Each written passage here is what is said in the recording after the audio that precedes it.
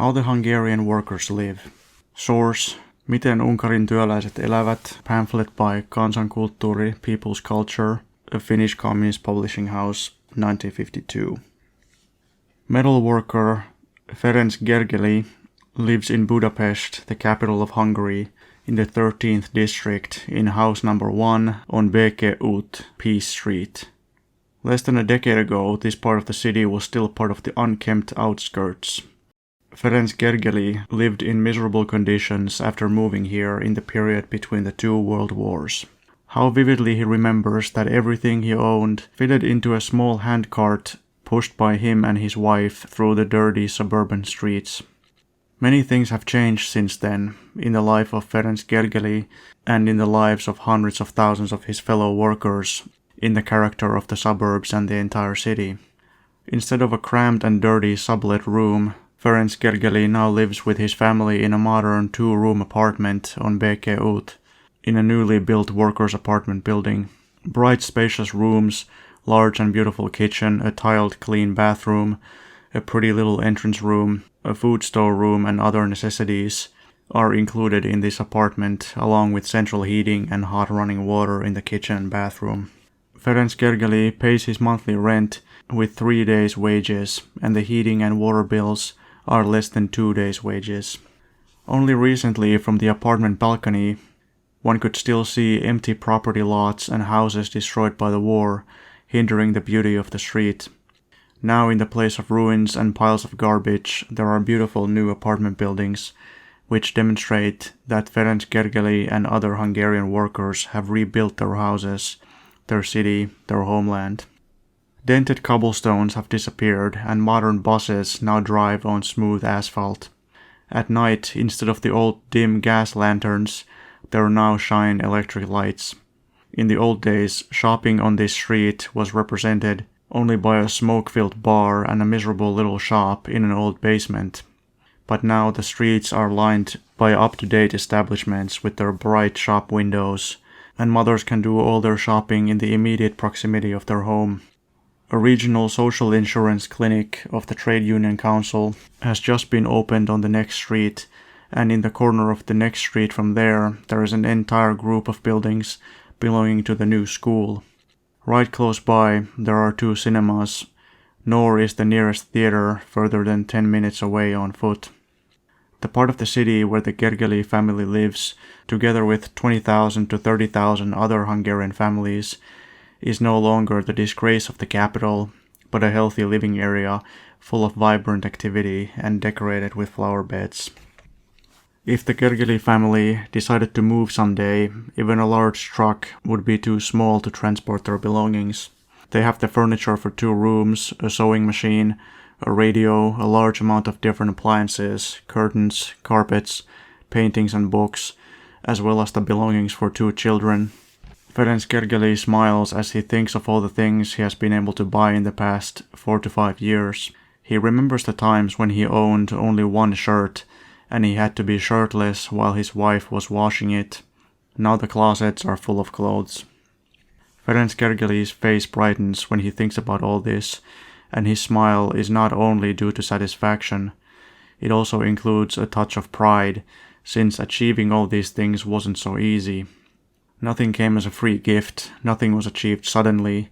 He had to fight with determination for a life like this. It required deprivation, hard work and struggle against barriers and hardships. However, he didn't have to stand all this alone, but together with others, with everybody, with the whole country. The different phases of the path traveled after the liberation of the country returned to his mind as a huge series of images. When the roar of artillery had ceased and the inhabitants of Budapest came out from their cellars, the first task was to clear the ruins and effects of the war. Then the work of reconstruction began. The damaged factories, production facilities and machines had to be rebuilt. What was missing had to be replaced. The Nazis had stolen everything that wasn't chained to the ground. Coal, iron and raw materials had to be produced.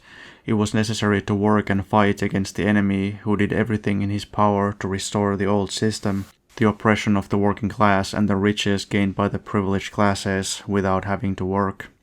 Ferenc Gergely's face darkens when he thinks about the terrible chaos of the inflation, when the wages of a week's hard work was barely enough for a kilogram of sauerkraut, even though his pockets were full of money notes. Stock swindlers, black marketeers, middlemen and speculators lived like kings. They squandered their gold and dollars at fancy restaurants and nightclubs. Gangs of underground conspirators, industrial magnates, clerical nobility and officers who had united together to restore the old system, and, what was the worst, the traitors to the working class tried to prevent the working people from rebuilding the country for themselves, for their own welfare. But they couldn't break our determination. Ferenc Gergely's eyes glow. Our fist was faster and stronger. That's right, the Hungarian working class was vigilant and powerful, determined and tireless. Its heroic and relentless exertions were crowned with success.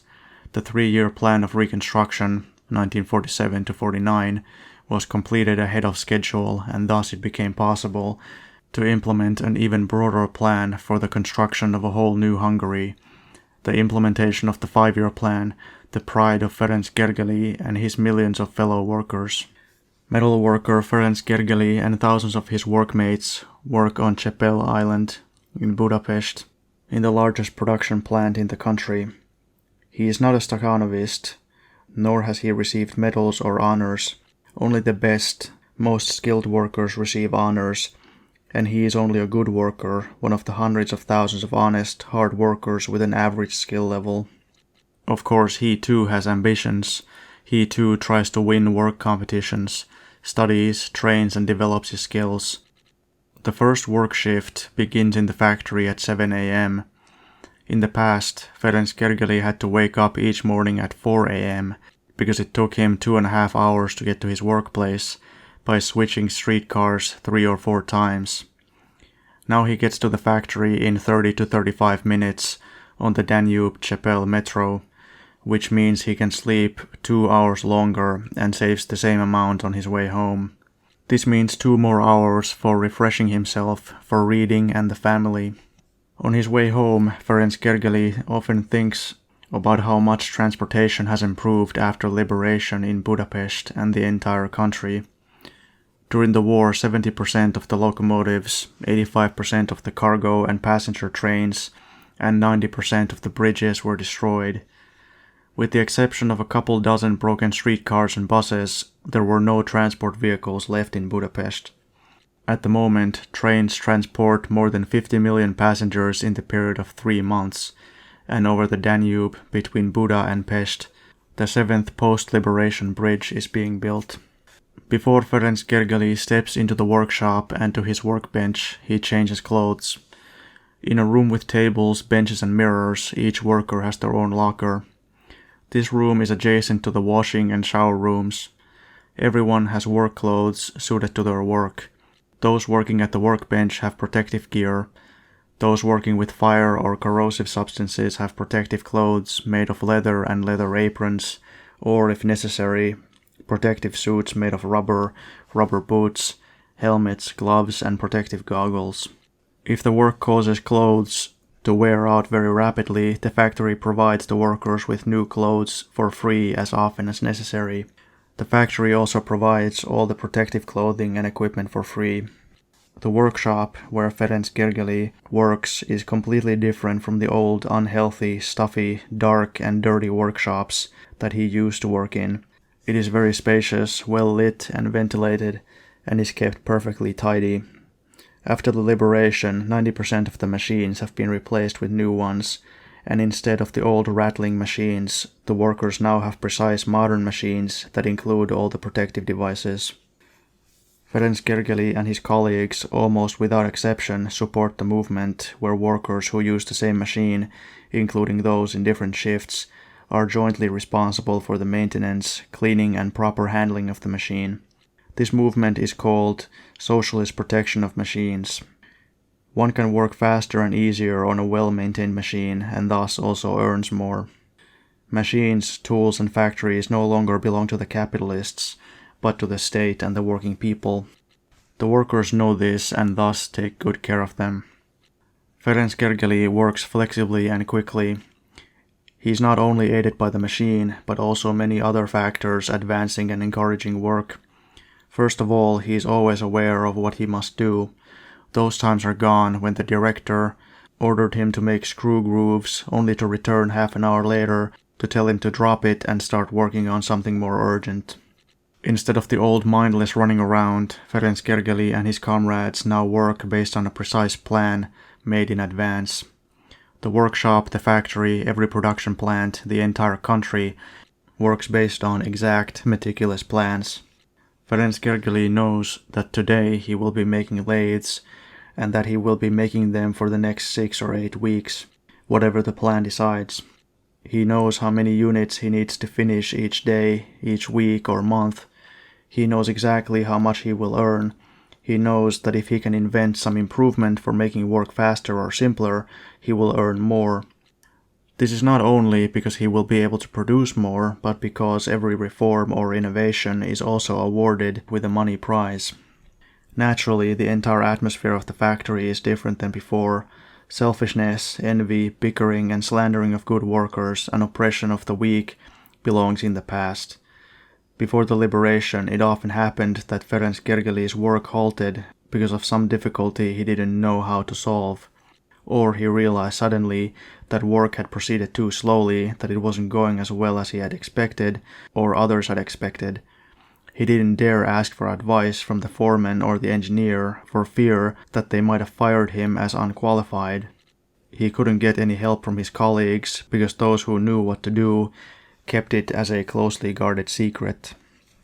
Nowadays it also happens that sometimes Ferenc Gergely, just like anybody else, needs guidance or advice. Soon after he has said, "Comrades, how would you do this?" they are already by his side, showing and explaining the right way to him. Naturally, Ferenc Gergely does the same when he has the opportunity to help others. Mutual support and a sense of community prevails in the workshop. The workers continually exchange experiences, and if some one of them discovers a new method making the job easier, his innovation will be implemented by everyone the next day. This doesn't only occur in this workshop, but in every section of the factory, in every factory of the country. The factory director often visits the workshop in the morning. He stops by the workbenches, discusses with the workers, asks them about details relating to work, gives advice and observes the production. But these are no longer the patronizing visits of the mighty capitalist CEOs to the otherwise despised and hated workers. Nowadays the relationship between the directors and workers is entirely different. The director himself was previously a worker and knows Ferenc Gergely and the other workers personally. He is tied to many of them with long friendships and memories of their joint struggles against the capitalists. The director frequently invites the best and most experienced workers to consultative meetings where they discuss questions and difficulties that have arisen, looking for the best solutions. In trade union meetings, the director sits among the workers and considers it natural that his work and behavior is criticized just as openly and earnestly as that of others. He is a factory director, but now it means he is the worker number one of the factory, to whom belongs the most responsible job. Just as he has the right to call to him any worker and ask, have they performed their job in accordance with the labor contract, in return for a wage determined in the labor contract, Ferenc Gergely and his workmates have the right to demand that the leadership provides proper terms of work, sufficient machines, tools, raw materials, and healthy working conditions, and fulfills its responsibilities regarding social and cultural activities according to the work contract. At around midday, Ferenc Gergely eats lunch in the factory mess hall. He no longer eats in the corner of the workshop from a paper bag with oily, dirty fingers as he had in the past. He sits at a table covered with a white tablecloth, which always has some flowers on it, in a bright large hall, and eats a tasty and nutritious meal. Ferenc Gergely pays 60% of the price of the food, the rest is paid by the factory. These 60% Ferenc Gergely earns in 15 minutes. After lunch, Ferenc Gergely continues his work. The shift changes soon. At 3 in the afternoon he is free. However, he doesn't go home immediately, but stays an hour longer at the factory teaching young workers. Some of them have just arrived from the countryside. Others have been doing some other kind of work until now. The question of labor power is currently one of the most important in Hungarian industry. The threat of unemployment and an uncertain future has long since been eliminated in Hungary. Nowadays, there is a shortage of skilled labor in certain branches of industry. Factory education partially helps in solving this issue. Every skilled worker of every Hungarian factory considers it their duty to participate in this great educational work in training new professionals. During the 5-year plan, the People's Democracy needs 650,000 new workers to complete the tasks ahead. One part of this enormous number of workers is trained by Ferenc Gergely and his comrades. They do it gladly and patiently, considering it their task to produce professional workers worthy of their teachers. Of Ferenc Gergely's students, Mrs. István Kincses is the most gifted. She is a hard-working and inventive young woman who has come to the capital from the countryside. For a time she was satisfied, maintaining the small household economy, but when she realized that all fields were open to women as well as men, and that there was no difference in work or wages between men and women, she also decided to become a professional worker. She has already been working with Ferenc Gergely for almost a year, and 4 nights a week she goes to the workers' night school. The People's Democracy has created this new type of school for those who previously had no opportunity to study. Mrs. Kincses will soon be a skilled worker and maybe even a stahanovist. After all, she is gifted and ambitious. She can become a technician or an engineer if she studies to be a gymnasium laureate at the Workers' Night School and continues her studies. Comment by the reader: a gymnasium in Europe usually means kind of like a theoretical upper high school. It has nothing to do with sports or gym the way it does in America. Anyway, back to the text. Her future is in her own hands. Women are no longer worse, badly paid workers, a kind of replacement for real labor like before. She has the same rights and opportunities as her male workmates. Tens of thousands of women work in every branch of industry, in factories and other production facilities, in public transport, offices and bureaus, in education, art and science. The People's State particularly looks after working women. The law guarantees them a 3-month maternity leave with full pay, and even a longer leave if their health requires it. If a young mother brings their child to the factory creche, she has the right to go care for it during the workday without it being deducted from her 8-hour workday. Pregnant women can ask to be transferred to lighter work without a reduction in pay. The law forbids firing a woman in the 6 months before or after giving birth. The law protects female workers from night work and hard overtime. At around 4 p.m., Ferenc Gergely leaves the workshop. He goes to the dressing room, takes a hot shower and changes clothes. Then he goes to the factory library to get new books. For Ferenc Gergely, reading is a great pleasure, but in the past he had only few opportunities for it, because he lacked time or money. Now he has both, though reading doesn't cost him anything, as he gets books for free from the library. He doesn't have to pay for reading, study or self-improvement. There are approximately 2,500 factory libraries in the country, with around 1 million works. These libraries have a significant impact on raising the workers' educational level. The factory library is located in the first floor of the factory's cultural center. In passing, Ferenc Gergely looks into the lecture room. For a time he observes the rehearsals of the factory's cultural group. The nationwide culture competition is taking place, and so far this group has achieved considerable success.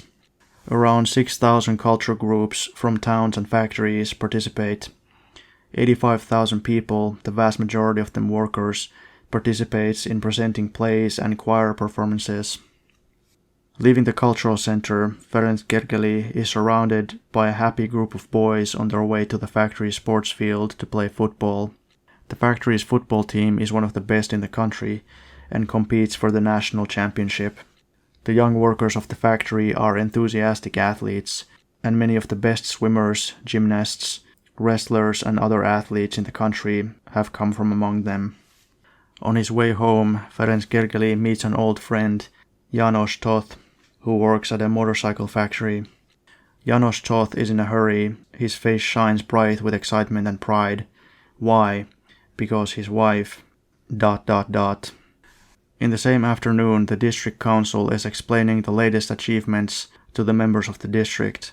Everywhere in Hungary, members of local councils and organs of local government regularly explain labor achievements, daily issues, and upcoming tasks to the population.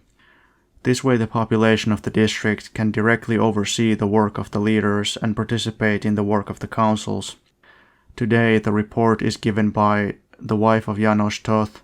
She is the vice chair of the executive committee of District Council 13. Previously, Mrs. Toth was a weaver in one of Budapest's textile factories. Could you ever have believed a thing like this was possible? Ferenc Gergely's friend asks him. Almost instinctively, he begins to list the achievements of Hungarian working women who previously were not given any value. Among them are a minister, also an ex-weaver, a vice minister, chairwoman of a council, corresponds to a mayor, factory directors, lawyers, judges, and all kinds of professionals. Out of the 402 members of parliament, 72 are women, and nearly a third of council members. At the station, Ferenc Gergely separates from his friend and goes home. At home there is a visitor waiting for him, his best friend and the godfather of his son, the bricklayer József Magyar. He works in Stalin City, Dunapentele. At the construction site of the Stalin railways in the new socialist city, which will become larger than Chepel and will provide work and bread, a safe and peaceful life, to 30 to 35,000 workers. Every time József Magyar comes to Budapest, he comes to see the Gergely family. He can spend hours telling them about the growth and development of this new industrial city, its factories and housing buildings, new apartment blocks, new streets, which appear one after the other in a location where 2 years ago there were only swamps and thickets. József Magyar had been sick. His old rheumatism had started to bother him again, and he was confined to bed for almost a month. He is much better now, but at a medical examination it was said he needs rest, and he was sent to Hevis, a mud spa near Lake Balaton. Now he had come to say goodbye, because the next day he will leave for a 2 weeks treatment free of charge. The friends talk for a long time about the old days, and about how little the state then cared about the health of workers. The workers paid half of the social insurance payments, but if they wanted to get something for themselves, the authorities always found an excuse to decline their justified demands. In New Hungary everything is different. Ever since the trade unions, that is, the workers themselves, have led social insurance activity, numerous new up-to-date hospitals and clinics have been founded.